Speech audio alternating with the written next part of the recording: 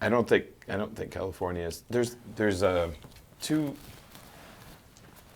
there's two kind of schools of thought, and I think you're seeing an extreme populist view in both camps right now, which is very concerning. It's very right or very left.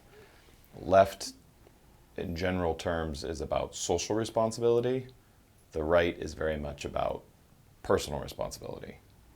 Right? It's like it's not on society to fix your problems, it's on you. Now the truth is, and why America's, I think, worked so well for so long, is the truth is actually in the middle. When the two parties, when they're working together, keep that healthy tension between going too far towards it's on society to fix your problems and too far to the right where it's, on the individual.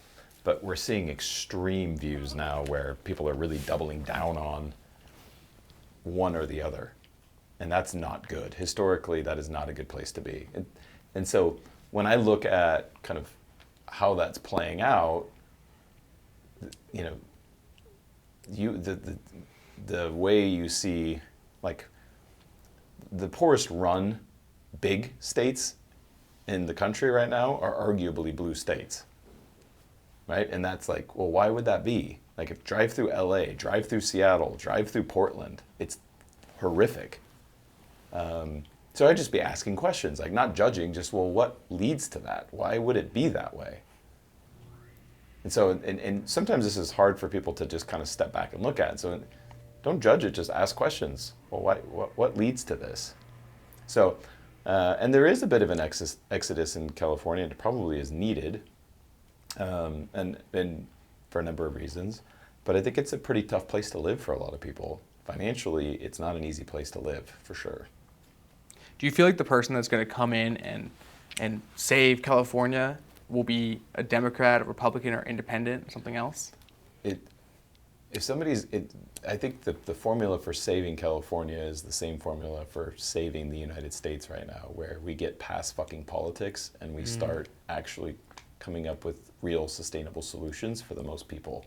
And I think like capitalism has had a really great run, and we're in kind of a late stage capitalist game in the United States right now where the wealth gap or the equity is so far in the haves and have-nots that you see this throughout history. This happens. When that gap gets too big, there's a whole group of people that get very resentful.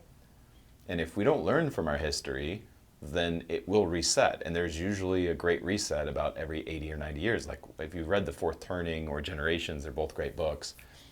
He walks you through this. It's like, go back 80 or 90 years, World War II, 80, 90 years before that, Civil War, 80, 90 years before that, Revolutionary War, 80, 90 years before that, French War. Like, like the Great Reset in regimes happen about every 90 years because it's like, okay. It's like Monopoly, right? At some point, I'm going to own enough properties here that you guys are going to get really annoyed playing with me, and you'll look at it like there's like no chance I'm ever going to win. Why do I continue to play? That's like late stage capitalism. Hey, thanks for checking out this short clip from the full podcast I did. If you want to see another clip, go ahead and click the link right here. Or if you want to see the full podcast, you can click the link right here and check it out.